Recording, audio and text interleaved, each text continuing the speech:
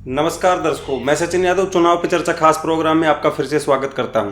राजस्थान के फलोदी सट्टा बाजार ने लोकसभा चुनाव 2024 में अब तक का सबसे बड़ा अनुमान लगाया है। फलोदी सट्टा बाजार ने राज्यों में भाजपा को मिलने वाली सीटों की भविष्यवाणी कर डाली है। फलोदी के सटोरिये सही साबित होते हैं या गलत, इसका पता तो 4 जून को होने वाली मतगणना से ही पता चलेगा। लेकिन आइए चुनाव पर चर्चा हमारे इस खास प्रोग्राम में चर्चा करते हैं कि फलोदी सट्टा बाजार किन राज्यों में बीजेपी को कितनी सीटें दे रहा है। तो सबसे पहले जानने की कोशिश करते हैं, क्योंकि अगर बात की जाए सर फलोदी सट्टा बाजार की, जिस फलोदी सट्टा बाजार की हम यहाँ पे चर्चा करने वाले हैं, अभी थोड़ी देर पहले अपन डिस्कस भी कर रहे थे इस चीज़ का कि इस फलोदी सट्टा बाजार जो राजस्थान का सट्टा बाजार है, इसके आंकड़े कहीं ना कहीं प्रामाणिकता के साथ 80% से 90% जो है वो सटीक साबित होते हैं। तो इस रिपोर्ट्स में जो है आपके सामने जो रिपोर्ट निकल के आई है, इसमें कहाँ किस राज्य के अंदर कितनी सीटें जो है बीजेपी को मिल पा रही हैं, तो दर्शकों के साथ एक बार आप भी जो है रिपोर्ट सामने आई उसके बारे में थोड़ी जानकारी दे दें। देखिए, दर्शकों को मैं बताना चाहता हूँ कि फलोदी सट्टा बाजार 500 साल से अधिक पुराना बाजार है और हर कोई ये जानने के लिए उत्सुक होता है हर चुनाव में जी, चाहे वो किसी स्टेट का चुनाव हो या फिर अब देश के चुनाव यानी कि लोकसभा चुनाव चल रहे हैं। हर कोई जानने को उत्सुक होता है कि फलोदी सट्टा बाजार ने क्या अनुमान लगाया है जी, क्योंकि फलोदी सट्टा बाजार के पिछले 500 सालों से अनुमान लगभग, जैसा आपने बताया, 80 से 90% सही होते हैं। तो लोग ये जानने के लिए उत्साहित रहते हैं कि इस बार उनकी पार्टी जीत रही है, उनकी पार्टी हार रही है। अब आज ही फलोदी सट्टा बाजार ने नए अनुमान जारी कर दिए हैं।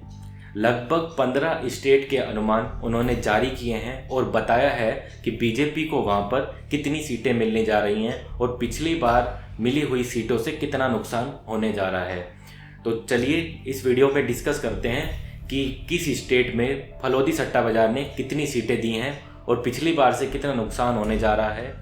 तो दर्शकों, जैसा सर ने आपके साथ साझा किया कि इस फलोदी सट्टा बाजार के जो आंकड़े हैं वो कहीं ना कहीं प्रामाणिकता के लिए भी जाने जाते हैं। तो सबसे पहले यहाँ से चर्चा करें। सर ने बताया कि 15 जो स्टेट हैं उनके आंकड़े इस फलोदी सट्टा बाजार के द्वारा जारी किए गए हैं। तो सबसे पहले सर स्टेट की बात कर ली जाए तो आपने जैसे कि गुजरात की जो सीटें हैं उनके बारे में किस प्रकार का माहौल जो है इस फलोदी सट्टा बाजार के आधार पर अनुमान क्या है इनका?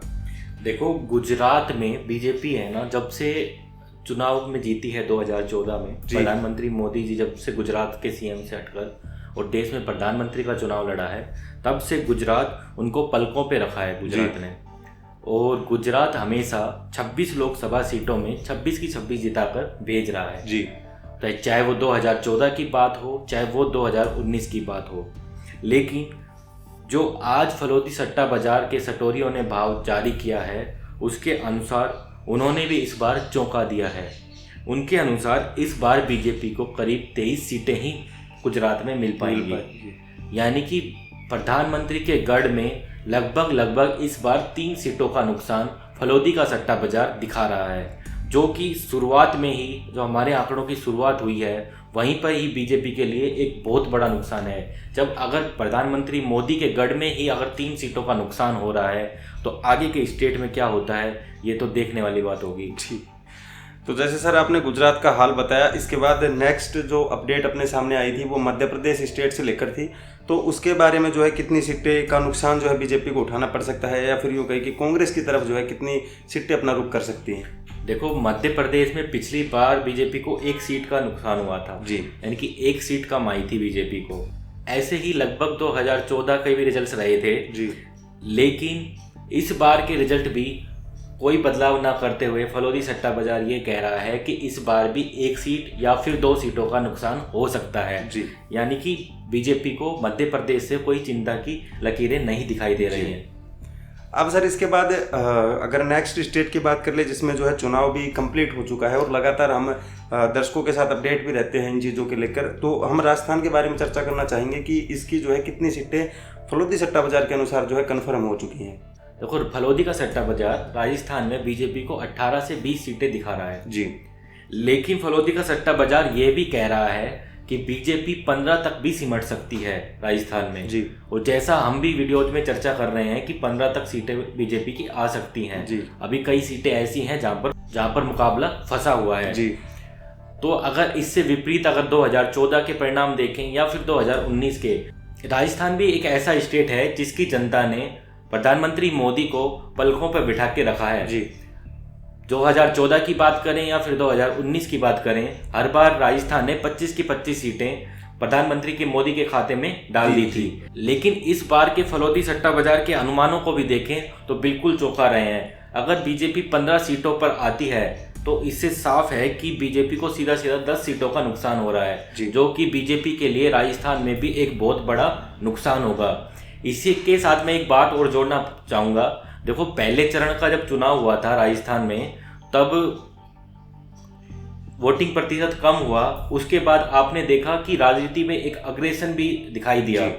कहीं ना कहीं कम मतदान की संख्याएं दोनों पार्टियों के चेहरे पर भी दिखाई दी। वो उनके बयानों में भी बाद में दिखा और चुनाव वापस से गर्म होता हुआ दिखाई दिया। और मैं किन बयानों की बात कर रहा हूँ वो तो आप जान ही गए होंगे, दर्शक भी जान गए होंगे। मैं उनकी चर्चा तो नहीं करना चाहता हूँ कि किसने क्या कहा, लेकिन उसके बाद भी चुनाव में वो अग्रेशन नहीं आ पाया। कुछ परसेंट मतदान बढ़ा, लेकिन राजस्थान में जब 26 को मतदान हुआ तभी भी यही हाल था। तो उसका नुकसान तो अब किस पार्टी को होगा ये तो 4 तारीख को ही पता चलेगा। लेकिन फलौदी सट्टा बाजार साफ साफ बीजेपी को नुकसान होता हुआ दिखा रहा है।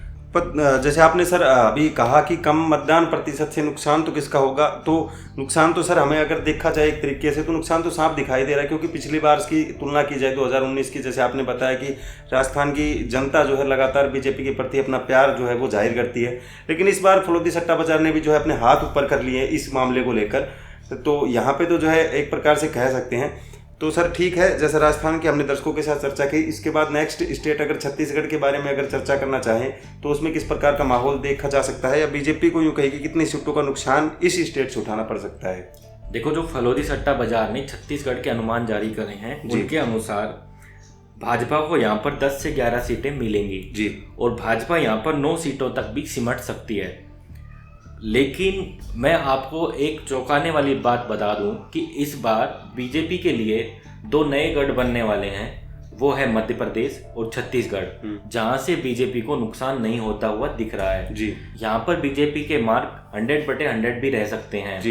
ये 2 स्टेट हैं जो बिल्कुल इस बार बीजेपी को निराश नहीं कर रहे हैं, और लगभग हर स्टेट है जो निराश करता हुआ दिख रहा है। लेकिन अब फलौदी सट्टा बाजार को भी देखो, उसके अनुमान भी देखो, और हमने भी इस पर पहले चर्चा करी थी काफ़ी अपने प्रोग्राम में कि ये 2 स्टेट में नुकसान नहीं हो रहा है। और ऐसा ही आज जो परिणाम आए हैं फलौदी सट्टा बाजार के, वो भी बता रहे हैं कि 10 से 11 सीटें छत्तीसगढ़ में बीजेपी को मिल सकती है और ये 9 तक सिमट सकती है। इससे नीचे बीजेपी नहीं जाएगी।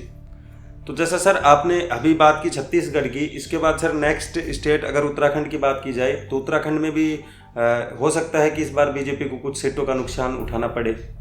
देखो, उत्तराखंड को देवभूमि के नाम से भी नवाजा जाता है। देवभूमि में हिंदू धर्म से रिलेटेड काफी जनसंख्या रहती है, लोग रहते हैं। तो मतलब वहाँ का जो कोर वोटर है वो हिंदू है। जो कोर हिंदू है वो बीजेपी का वोटर माना जाता है।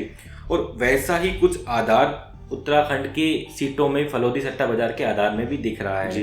यहाँ पर 5 सीटें हैं लोकसभा की, और 5 की 5 भाजपा के खाते में फलौदी सट्टा बाजार डालते हुए दिखाई दे रहा है।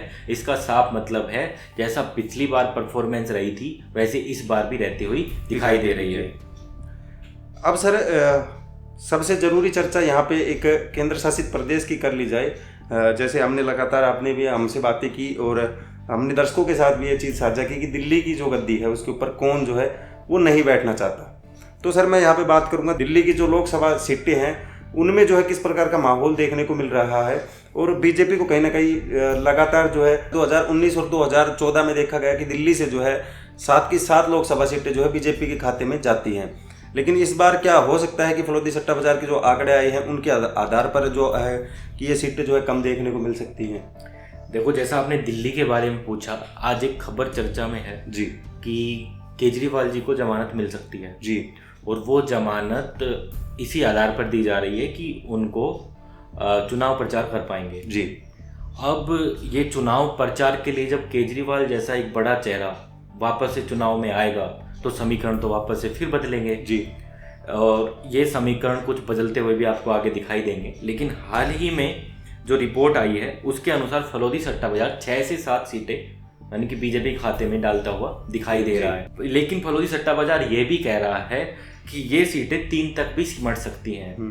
यानी कि अगर केजरीवाल जी बाहर आते हैं, और जैसा माना जा रहा है कि वो बाहर आने जा रहे हैं, और चुनाव का समीकरण बदलते हैं तो ये सीटें 3 तक भी सिमट सकती है भाजपा। तो सीधा सीधा भाजपा को यहाँ पर भी 4 सीटों का नुकसान हो रहा है और इंडिया गठबंधन करीब करीब 4 सीटों पर काबिज होता दिख रहा है, जो 2 बार से खाता भी नहीं खोल पा रहा है। चाहे वो 2014 की बात हो या फिर 2019 की बात हो, बीजेपी यहाँ पर 7 की 7 सीटें जीतती आई है। तो जैसे सर आपने दर्शकों के साथ अभी जो है साझा किया कि केजरीवाल जी को जमानत की जो है मामला आप बता रहे हो, तो ऐसे बड़े नेता को अगर सामने रखने से जो है आपको लगता है कि इन सीटों के ऊपर कहीं ना कहीं जो है प्रभाव पड़ सकता है, या सीटें जो है कि आम आदमी पार्टी की तरफ जो है अपना रुख कर सकती है? देखो, अगर दिल्ली की बात करी जाए तो दिल्ली में केजरीवाल जी का एक तरफा राज है जी। ये साफ वो वोट जब विधानसभा का होता है तो ये दिखता भी है, क्योंकि वहाँ की जनता एक तरफा वोट बीजेपी को करती है, ना कांग्रेस को करती है ना बीजेपी को करती है जी। तो अगर वो जनता, जैसे केजरीवाल जी कहते हैं कि मैं दिल्ली का बेटा हूँ, तो अगर वो जनता अगर मान लो कि बेटा मानती है उनको, और अगर उनका बेटा जेल से बाहर आता है और उनके बीच जाकर कुछ लोगों से अपील करता है कि भाई मुझे वोट करिए, तो वोट परसेंट तो खिसकने वाला है जी। क्योंकि आम आदमी का एक बड़ा फेस अगर चुनाव में आकर निकलेगा तो इसका मतलब है कि वोट तो खिसकेगा ही खिसकेगा। कोई भी मान लो किसी भी पार्टी का कोई बड़ा फेस हो, जैसे कांग्रेस का बड़ा फेस मान लो अगर राहुल गांधी जी हैं या फिर मल्लिकार्जुन खड़गे जी हैं, सोनिया जी हैं, प्रियंका जी हैं, ऐसे, या अगर बीजेपी के चेहरा मानो तो सबसे बड़ा चेहरा प्रधानमंत्री मोदी हैं, फिर अमित शाह जी, अगर ये चुनाव प्रचार में कहीं पर भी जाते हैं तो वहाँ पर वोट बैंक तो बनता ही है जी। तो ऐसे ही अगर दिल्ली में भी इतना बड़ा चेहरा अगर उनको जमानत मिलती है और वो सड़कों पर आएगा, लोगों के बीच में जाएगा, तो इसका मतलब है कि इन सीटों में जो कमी हो सकती है, जो अभी 6 से 7 सीटें हैं वो 3 तक जा सकती हैं, 2 तक भी जा सकती हैं।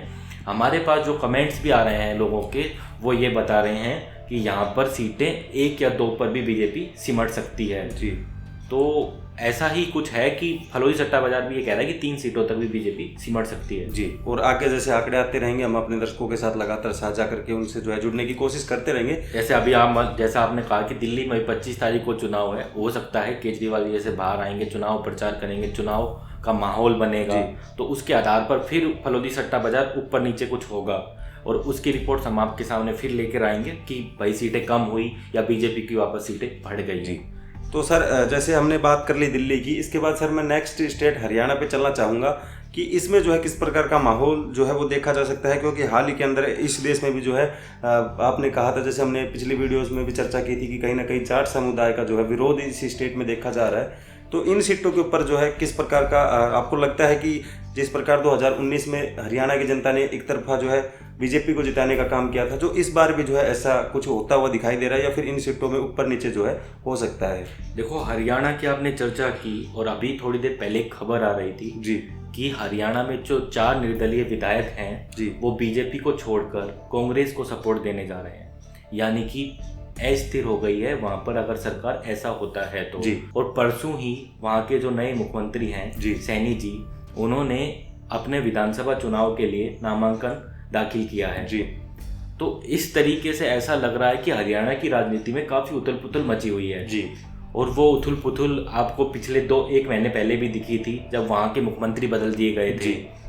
तो ये उथल पुथल कुछ लग तो ऐसा रहा है कि ऐसे तो नहीं मची है जी, भगदड़ ऐसे मची हुई है जैसा लगता है कि आला कमान को भी पता है कि वहां पर उनका वोट बैंक खिसक रहा है जी। और ये भगदड़ अगर मान लो निर्दलीय विधायक अगर कांग्रेस की तरफ भाग रहे हैं, तो ये आप मान के चलो कि जब जब विधायक या कोई नेता जिधर की हवाएं होती हैं उधर वहां अपने रुख कर लेते हैं। तो अगर अब की बार ऐसा हो सकता है कि कांग्रेस की हवा वहां पर चल रही हो और विधायक अपना रुख कांग्रेस की तरफ कर रहे हैं, तो इसका मतलब भगदड़ तो पूरी तरीके से मची हुई है जितने समीकरण सामने आ रहे हैं।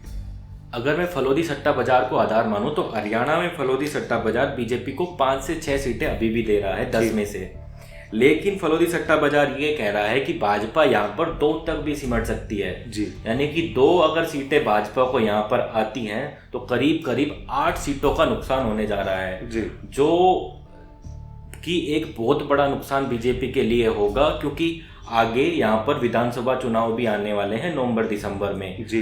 तो जिसका मतलब साफ है कि बीजेपी का यह राज्य बीजेपी के हाथ से जा भी सकता है। और हाल ही में जो खबर आई है, अगर वो 4 विधायक कांग्रेस को सपोर्ट कर देते हैं जैसा कि, तो सरकार वैसे भी शंकाओं के घेरे में आ जाएगी। तो इसका मतलब है कि वहाँ पर फिर जाट समुदाय का, जैसे आपने सवाल किया था, या फिर किसानों वाला, कि जनता नाराज दिख रही है और नेता चाहते हैं कि हम उस पक्ष में जाएं जहां पर निर्दलीय नेता हैं, ये चाहते हैं कि हम उस पक्ष के साथ जुड़ें जहां से जनता नाराज नहीं है, जिससे उनका वोट बैंक भी ना खिसके। और जैसा आपको पता हो कि बीजेपी के नेताओं को वहां पर घुसने तक भी नहीं दिया जा रहा है, और जबकि कांग्रेस के नेताओं के साथ ऐसा कुछ नहीं है, तो इसीलिए भगदड़ मची हुई है। वो जनता की आवाज को समझ के जो है कांग्रेस की तरफ जो है अपना रुख कर चुके हैं। जी, इसके बाद सर नेक्स्ट स्टेट अगर बात की जाए तो कहीं ना कहीं वो बीजेपी का एक प्रकार से गढ़ भी माना जाता है, और अगर किसी भी सरकार को अगर सत्ता में आना है तो उस स्टेट की जो सीटें हैं उनके ऊपर उनका कब्जा होना बहुत ज़्यादा जरूरी है। और देश के अंदर सबसे ज़्यादा लोकसभा सीटों की अगर बात की जाए तो वो भी उसी स्टेट से आती है। मैं बात कर रहा हूँ सर उत्तर प्रदेश की। और फलोदी सट्टा बाजार ने किस प्रकार के हाल के अंदर जो है आंकड़े पेश किए हैं, तो वो एक बार आप दर्शकों के साथ साझा करें और बताएं कि जो यूपी की 80 लोकसभा सीटें हैं उनमें जो है बीजेपी को किस प्रकार जो है कितनी सीटें हासिल होती हुई फलोदी सट्टा बाजार के आधार पर दिखाई दे रही हैं। देखो, यूपी शायद और पार्टियां वहां पर वोट बैंक बना ही नहीं पा रही। जी, यूपी एक ऐसा स्टेट है जहां पर बीजेपी परचम लहरा रही थी और लहराती हुई भी दिख रही है। जी, हाल ही में प्रधानमंत्री मोदी राम मंदिर में गए, वहां पे उनका भव्य स्वागत हुआ, एक भव्य रोड शो हुआ, लोग वहां पर जुड़े।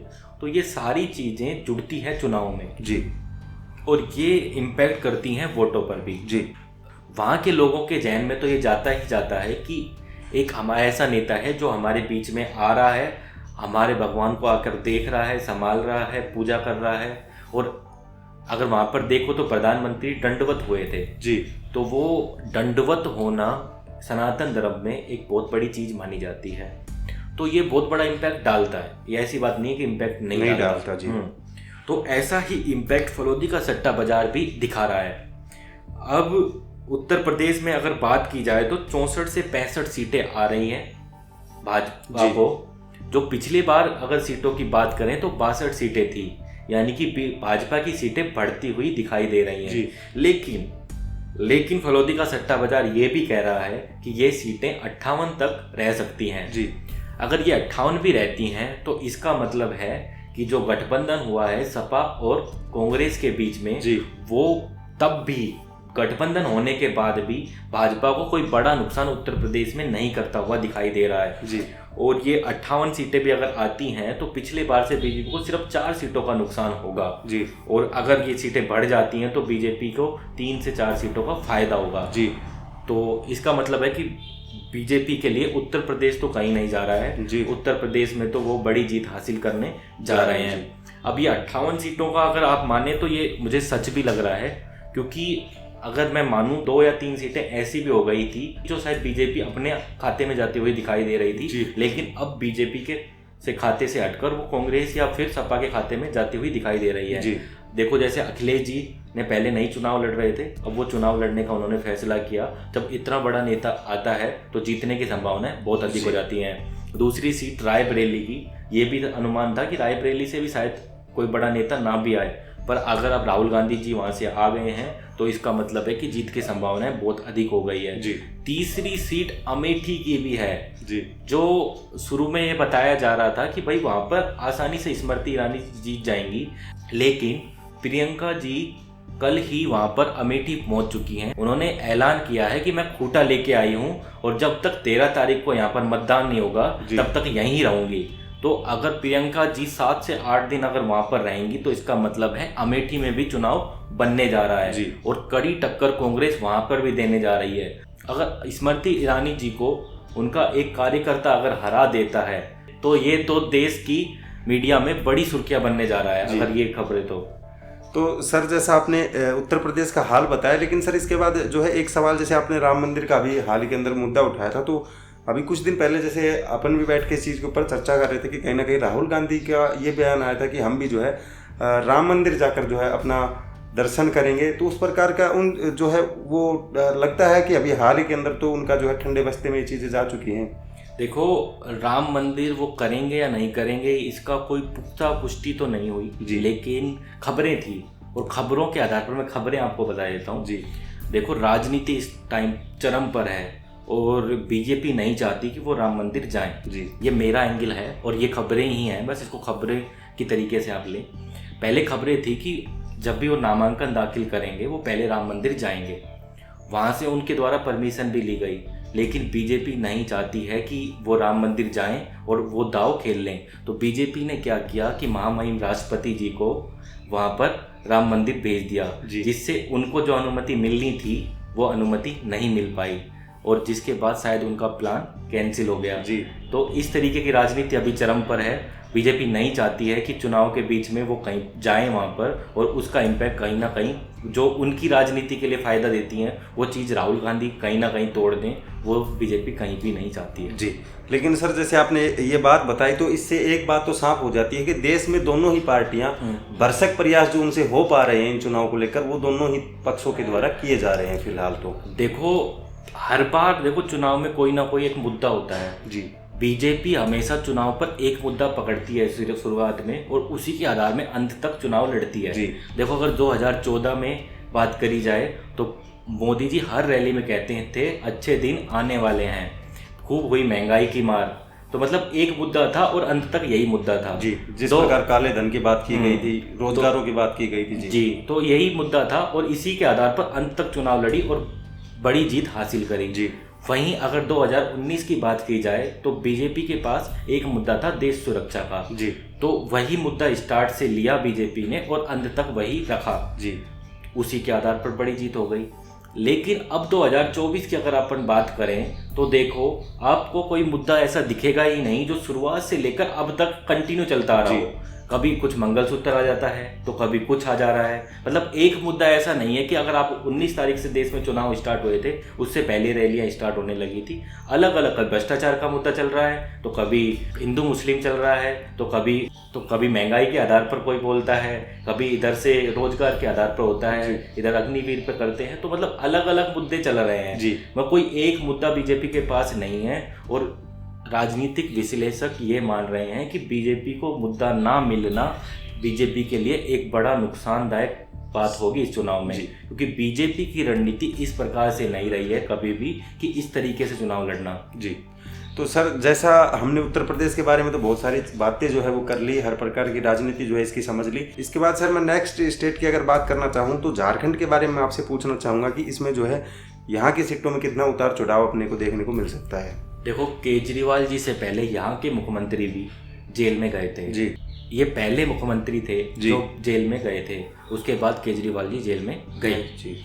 और तो यहाँ पर ये कहा जा रहा है कि इसका उबाल देखने को मिलेगा, लेकिन जो फलोदी सट्टा बाजार है ये दिखा रहा है कि यहाँ पर भाजपा को ज़्यादा बड़ा नुकसान नहीं होने जा रहा है।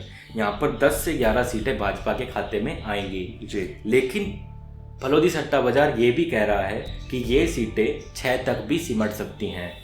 अगर ये 6 तक सिमटती हैं तो भाजपा के लिए एक ये बड़ा नुकसान होगा जी।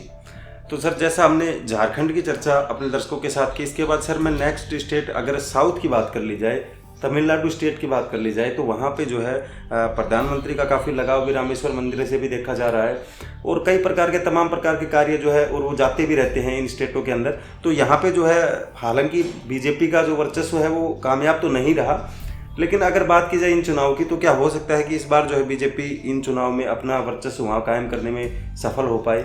देखो, मैं तो ये मानता हूँ कि जो मेहनत करता है रिजल्ट्स उनको मिलते हैं जी। और प्रधानमंत्री मोदी ने साउथ में खूब मेहनत करी है इस बार, उसके रिजल्ट्स तो जरूर मिलेंगे जी।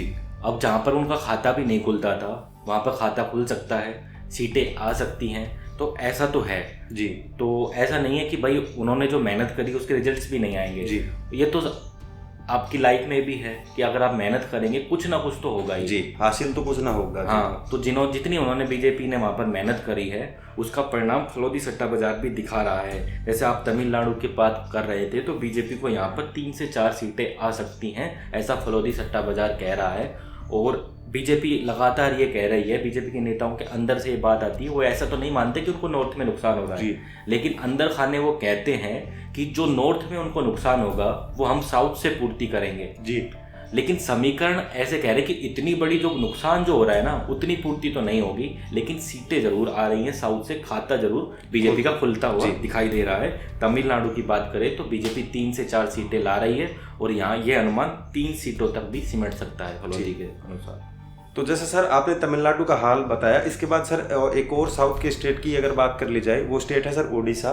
तो इसमें भी जो है बीजेपी की किस प्रकार, जैसे अगर बात कर ली जाए राष्ट्रपति जी की, तो राष्ट्रपति जी को भी कहीं ना कहीं उड़ीसा स्टेट से ही वो आती हैं। तो प्रधानमंत्री मोदी जी द्वारा कई कार्य भी जो है इस स्टेट को लेकर किए गए हैं। तो क्या आपको लगता है कि इसमें जो है बीजेपी का वर्चस्व कायम करने में जो है कहीं ना कहीं हासिल जो है वो कर पाएंगे अपने लक्ष्य को? देखो, आपने उड़ीसा की बात करी तो बीजेपी यहाँ से फलोदी सट्टा बाजार के आधार पर 11 से 12 सीटें निकालती हुई दिखाई दे रही है जी। फलोदी सट्टा बाजार ये कह रहा है कि बीजेपी यहाँ पर मिनिमम 10 से 11 तक सिमट सकती है, यानी कि बीजेपी खाते में 10 सीटें तो आने जा रही है, यानी खाता यहाँ पर भी अच्छा खासा खुलता हुआ दिखाई दे रहा है जी। तो सर जैसा आपने अभी बात की उड़ीसा की, इसके बाद सर मैं नेक्स्ट स्टेट की बात करना चाहूँगा। वहाँ की राजनीति भी जो है काफ़ी गर्म जो है इन दिनों देखी गई थी। मैं बात कर रहा हूँ सर पंजाब की। तो आपको भी पता है कि किसान आंदोलन किस प्रकार से अपने चरम के ऊपर देखा गया था। दिल्ली बॉर्डर के ऊपर, सिंधु बॉर्डर के ऊपर तमाम प्रकार के जो है बीजेपी द्वारा कार्य भी किए गए थे उनकी सहूलियत के लिए।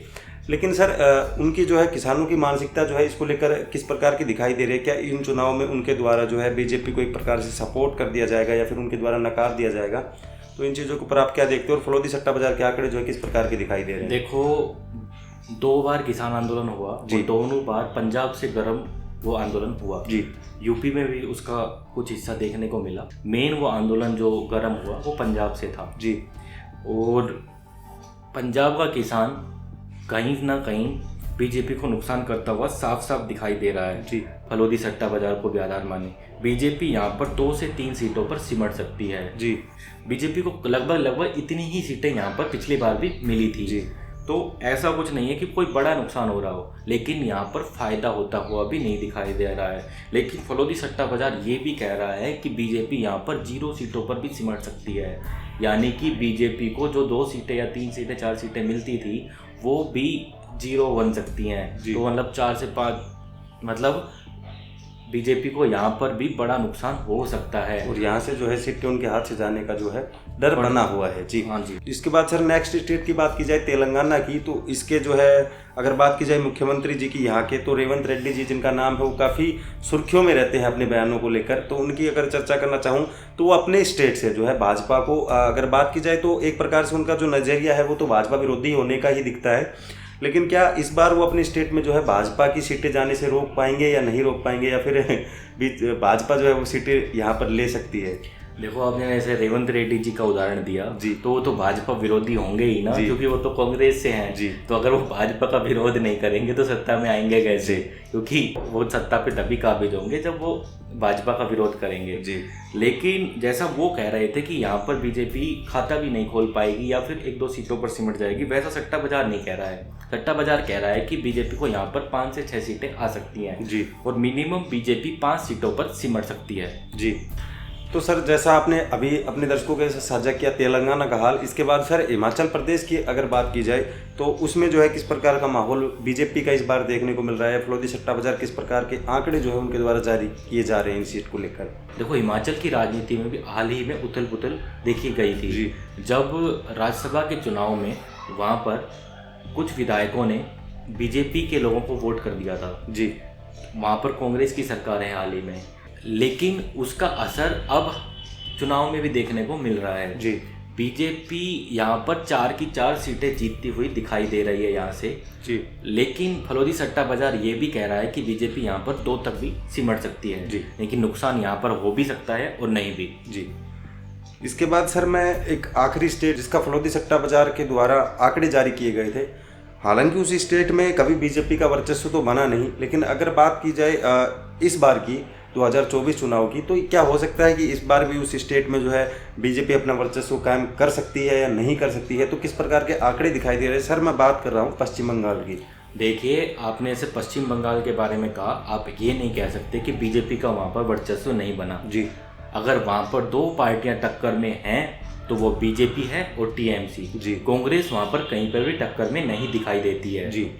तो इसका मतलब है वर्चस्व तो है, बस आप ये कह सकते हैं कि सत्ता नहीं आई है बीजेपी, यानी सत्ता का भोग नहीं किया है अभी तक वहाँ पर। विपक्ष में तो बीजेपी मजबूती से है वहाँ पर जी।